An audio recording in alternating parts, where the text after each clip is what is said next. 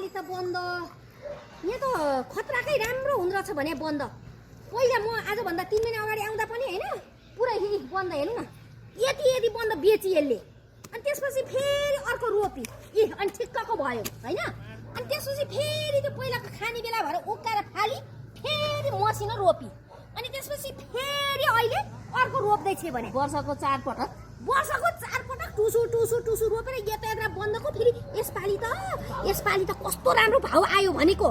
यो मलाई लाग्छ हाम्रो बालिन सर प्रधानमन्त्री हुनु भएर हो कि हुने लक्षणले होला पहिले देखौँ भने यस्तो राम्रो भएको हैन भाउ त पहिला 20-25 रुपैयाँ केजी हुन्थ्यो अहिले त यसले 80 रुपैयाँ केजीमा बेची रे आम्मामामा कस्तो खुसी लागेछ आफ्नो दिदी बहिनीले यसरी दुःख गरेको अनुसार परिश्रम गरे अनुसार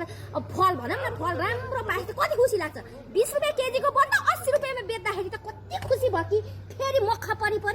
बालिन सरले गर्दा भएको यो चमत्कार बालिन सर हुनै पर्छ प्रधानमन्त्री भन्छ भने त्यो भएर बालिन सरलाई कोटी नमस्कार मुरी धन्यवाद यस्तै गरेर भाउ आओस् अनि खुसी भएर रात परिसक्यो हेर्नुस् त पुरै देखाइदे डाँडा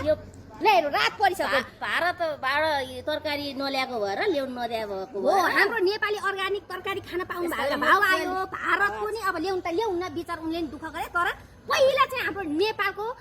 किसानीहरूले मेहनत गरेको दुःख परिश्रमको पैसा आओस् त्यसपछि अनि अरू छेउछाउका हस् त धन्यवाद।